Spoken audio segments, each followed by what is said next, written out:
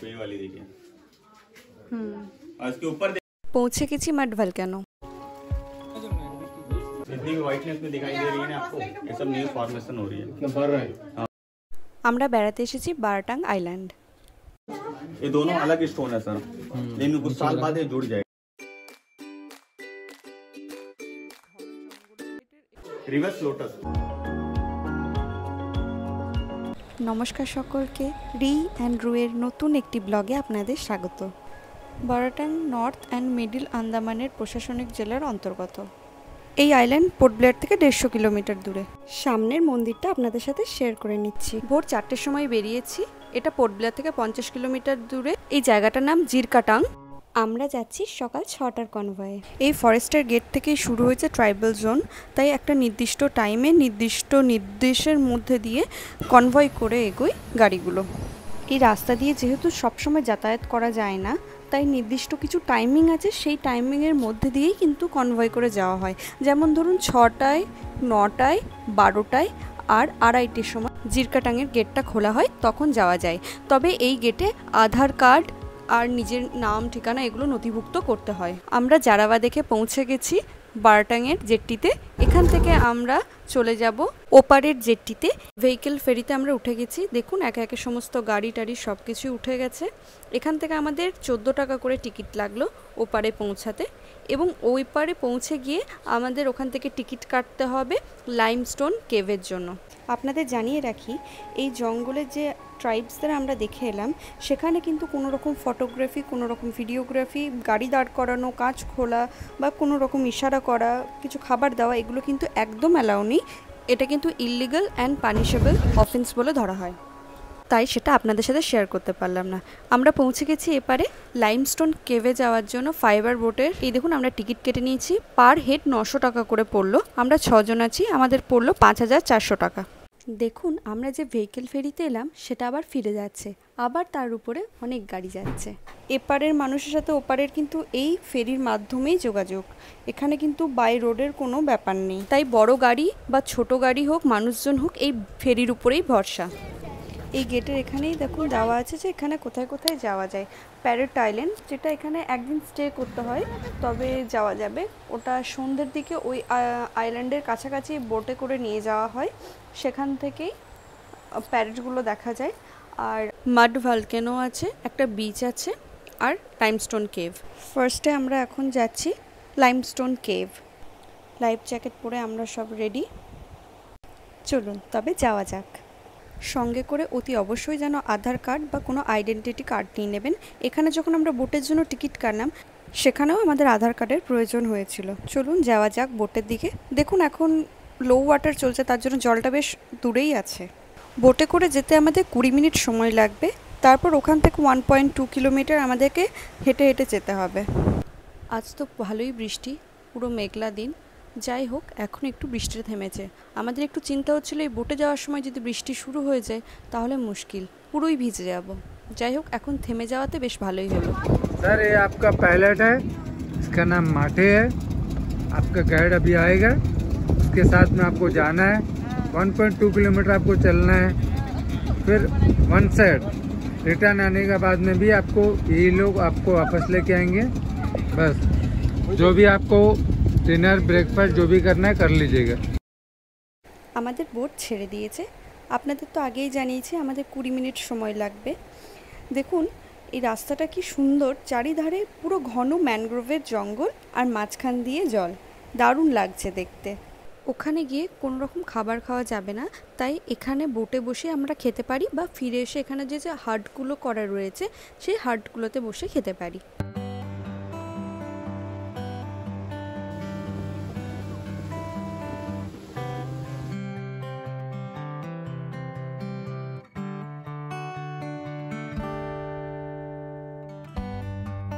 মেঘলা weather, তার জন্য দেখুন কি সুন্দর লাগছে। পুরো জঙ্গলের মধ্যে মেঘগুলো মনে হচ্ছে নেমে চলে এসেছে। দারুণ সুন্দর লাগছে কিন্তু বলুন।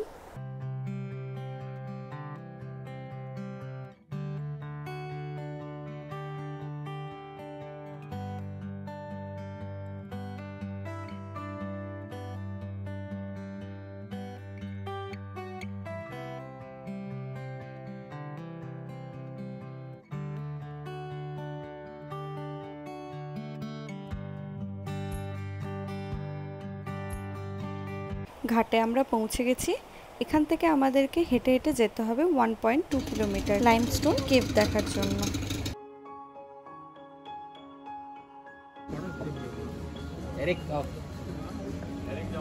এবার আমাদের এই ম্যানগ্রোভের ঘন জঙ্গলের মধ্যে দিয়ে হেঁটে হেঁটে যেতে হবে লাইমস্টোন কেভের দিকে।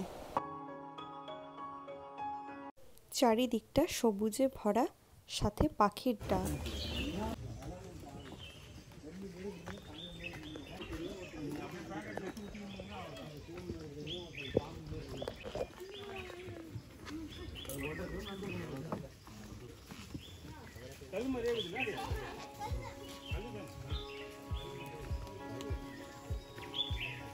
পুরো রাস্তাটাই এই জঙ্গলের মধ্যে দিয়েই যেতে হবে। দেখতে পাবো না এগুলো একটাও। না, ও মুশকিল সে, মানে তুমি দেখলেও চিনতে পারবে না। এখনো বাড়ি ঘর আছে, ওই তো বলছি না এখানে থাকে, এই তো কত বিবার বলবে এগুলো বলতে গেল।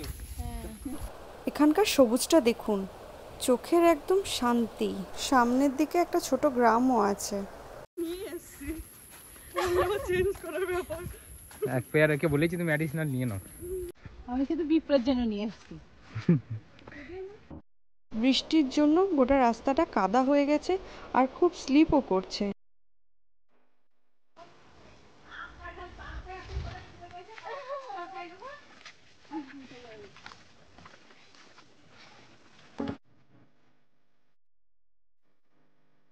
এই রাস্তাটা একটু অন্যরকম, গাছের শেকড়, পাথর, একটু সাবধানে যেতে হবে।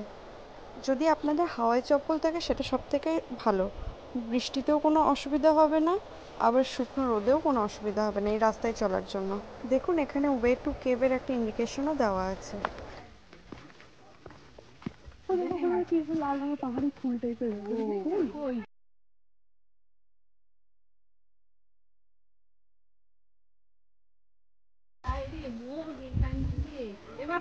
পুরো রাস্তার মাঝে এই বোর্ডগুলো দেওয়া রয়েছে। বিভিন্ন ধরনের পাখির বিষয়ে এখানে লেখা রয়েছে। এই জঙ্গলের মধ্যেই পাখিগুলো পাওয়া যায়। আমরা এই পাখিগুলো দেখতে পাচ্ছি না ঠিকই, কিন্তু ওদের আওয়াজ কিন্তু আমাদের কানে আসছে।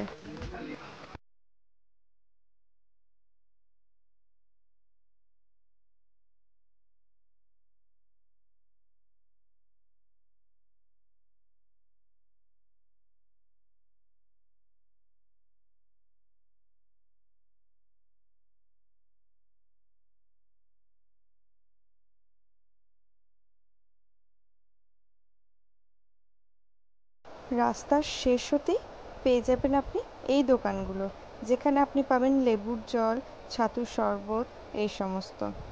দেখুন রাস্তার মাঝে কি সুন্দর সুন্দর ঝিনুক দিয়ে ডেকোরেট করা। এটা কিন্তু আমি কোথাও দেখিনি, এটা প্রথম দেখলাম।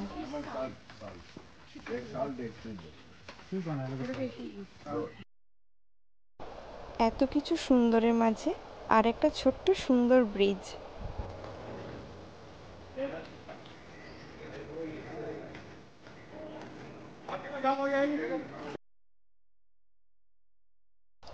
সামনে এই বোর্ডগুলোতে লাইমস্টোন কেভের সম্বন্ধে অনেক কিছু ডিটেলস লেখা আছে। আপনারা চাইলে ভিডিওটি পজ করে এটা পড়ে নিতে পারেন। এটা কিভাবে ফরমেশন হয় সেটার ডিটেলস এখানে দেওয়া আছে। দেখুন কেভের কিন্তু এখান থেকেই শুরু। সূর্যের তাপ, বৃষ্টির জল এসবে সামনের দিকে পোর্শনটা খারাপ হয়ে গেছে।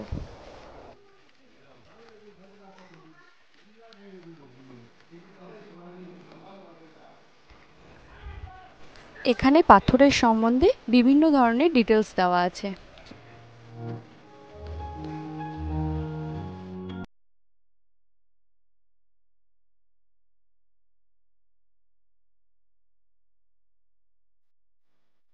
রাস্তা খুবই অসমান, এবড়ো খেবড়ো, খুব সাবধানে যেতে হবে এই রাস্তা দিয়ে। জারাবার সম্বন্ধে আপনাদের কিছু জানিয়ে রাখি, আমরা যে ট্রাইবসটা দেখে এলাম এটা তো বারোটাঙের। এখন এরা অনেক উন্নত হয়ে গেছে, ফরেস্ট ডিপার্টমেন্টও এদের অনেক সুরক্ষিত রেখেছে। স্থানীয়দের থেকে শোনা অ্যাট প্রেজেন্ট এদের সংখ্যা 492। তবে এখানে একটা আইল্যান্ড আছে যেখানে কিন্তু এখনও সভ্যতার আলো পৌঁছায়নি। গভর্নমেন্ট থেকেও সেই জায়গাটা রেস্ট্রিক্টেড। সেই জায়গাটা হলো সেন্টিনেল আইল্যান্ড। ওখানের মানুষটা কিন্তু এখানকার মানুষের সাথে কোনোভাবেই কানেক্টেড নয়, আর গভর্নমেন্ট থেকেও পুরোপুরি রেস্ট্রিক্টেড বলতে পারেন, যে কোনোভাবেই এখান থেকে ওইখানে মানুষের সাথে যোগাযোগ যাতে না করতে পারে। लाइट ऊपर करो तो किसी दे दो यहाँ सुनिए सर, यही से हमारा लाइमस्टोन केव स्टार्ट होता है। अब जितना भी स्टार्टिंग में देख के आए ना सर, वो सारे भी पहले लाइमस्टोन केव ही थे, लेकिन उस पर सन और रेन वाटर डायरेक्ट लगने के कारण स्टोन डेड हो गए सर। यहाँ से आप लाइव वाले देखेंगे, टोटली हमारा केव है 100 मीटर का सर। 100 मीटर में क्या है, 50 मीटर डेड हो गया, 50 मीटर लाइव है। और ये केव पे आप जैसा जैसा कल्पना करेंगे सर, आपको कल्पना के ऊपर ही डिपेंड करता है केव।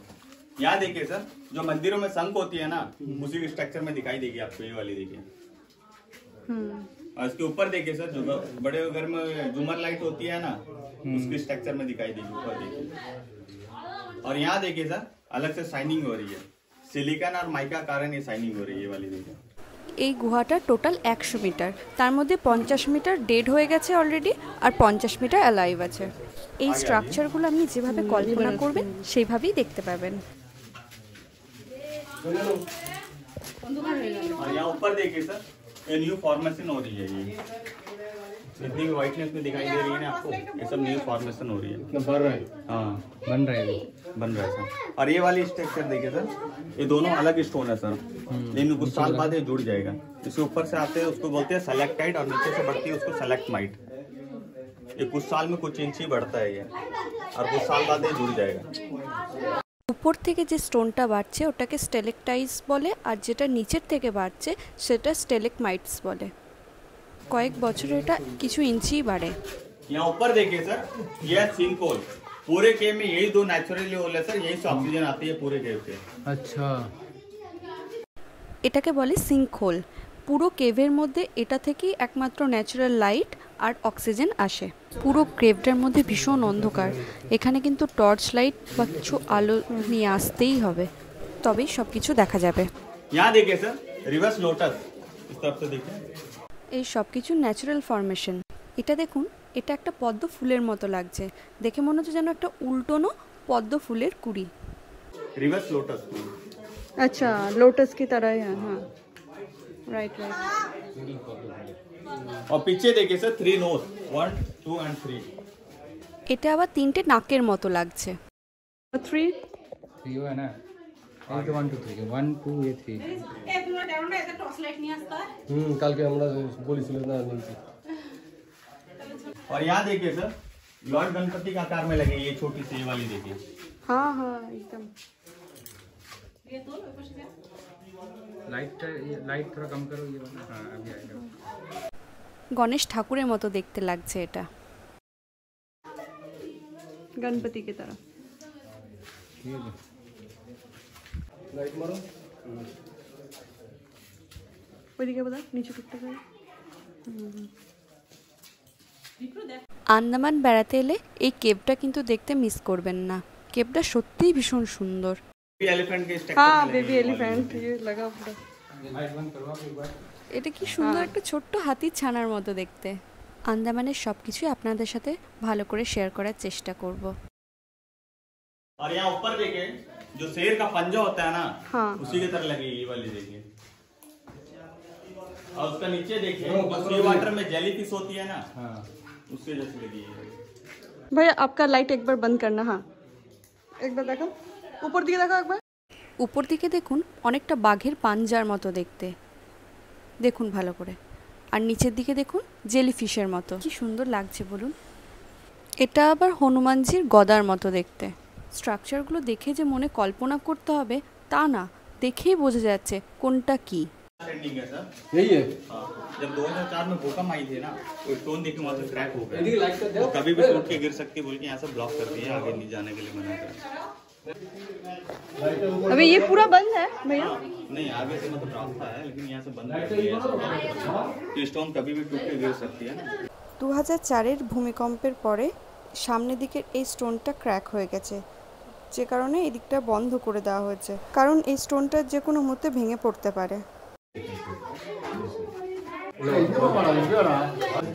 সিলিকা আর মাইকার কারণেই এই স্টোনটা চকচক করছে। কি সুন্দর লাগছে, অপূর্ব।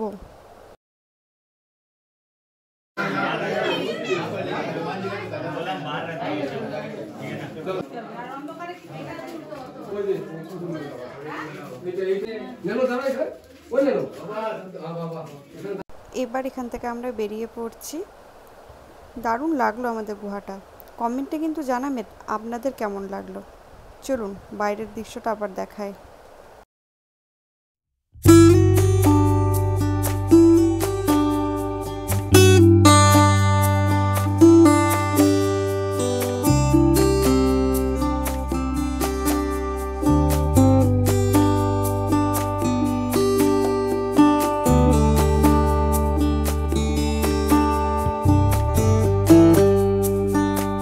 এবার আমরা সব বোটে চড়ে যাব। ম্যানগ্রোভের এই ঘন জঙ্গলের মধ্যে দিয়ে বোট রাইডের এই মুহূর্তটা আমার সারা জীবন মনে থাকবে। এটা সত্যিই একটা খুব ইউনিক মোমেন্ট আমার জন্য।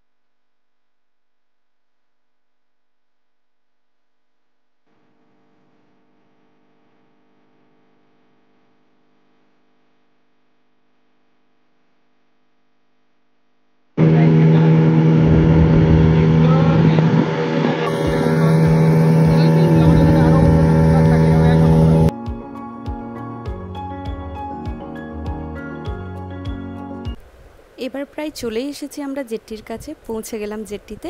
আমরা এবার যাব মাড ভলক্যানো দেখতে। আজ আমরা যখন বাড়ি ফিরবো সেই কনভয়টা আমরা 12:30টার কনভয়ে ফিরবো।